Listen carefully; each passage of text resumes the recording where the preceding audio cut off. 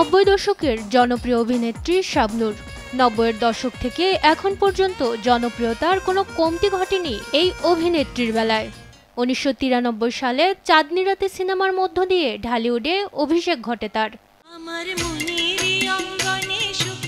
চলচ্চিত্রকার এহতেশামের চাঁদনি রাতে সিনেমাটি বক্স অফিসে ভালো না করলেও আলাদাভাবে নজর কাড়েন শাবনূর।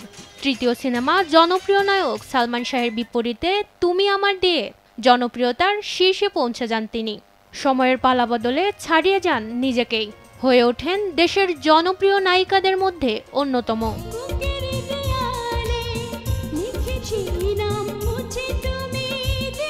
এবার জানা গেল রাস্তায় পড়ে গিয়ে আহত হয়েছেন শাবনূর। অস্ট্রেলিয়ার সিডনির ল্যাকেম্বার রাস্তায় ঘটে এই দুর্ঘটনার অভিজ্ঞতা জানিয়ে শাবনূর বলেন, আমি মোবাইলে কথা বলতে বলতে ল্যাকেম্বার রাস্তায় হাঁটছিলাম। এক পর্যায়ে অসাবধানতাবশত ফুটপাত থেকে পড়ে যায়, পা মচকে যায়, হাঁটুর চামড়াও ছিলে গেছে। ব্যথায় এমন অবস্থা হয় ওঠার মতো শক্তি ছিল না। তারপর চিকিৎসকের চেম্বারে গিয়ে পরীক্ষা নিরীক্ষা করি। আমাকে এখন ক্র্যাচে ভর দিয়ে খুঁড়িয়ে খুঁড়িয়ে হাঁটতে হচ্ছে।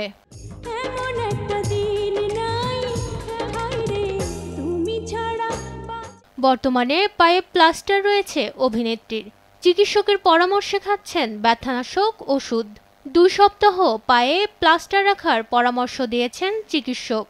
শাবনূর বলেন, আমার এই দুর্ঘটনা সমাজের জন্য একটি বার্তা।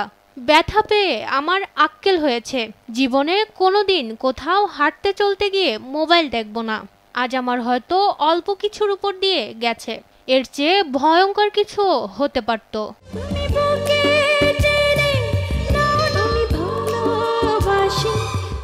অনেক বছর ধরেই অস্ট্রেলিয়ার সিডনিতে পরিবার নিয়ে থাকেন শাবনূর, তবে সময় সুযোগ পেলেই চলে আসেন ঢাকায়।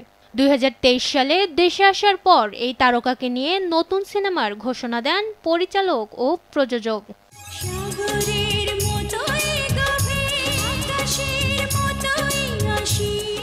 গত বছরের এপ্রিলে রঙ্গনা সিনেমা দিয়ে ক্যামেরার সামনে ফিরেছিলেন শাবনূর।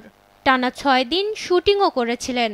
এরপর থেকে বন্ধ সিনেমাটির কাজ। চলতি বছরের শুরুতে খবর ছড়িয়েছিল রঙ্গনা থেকে সরে দাঁড়িয়েছেন তিনি। তবে এমন খবরকে গুজব বলে জানিয়েছেন অভিনেত্রী। কারো কথায় বিভ্রান্ত না হওয়ারও অনুরোধ করেন এই ঢালিউড তারকা।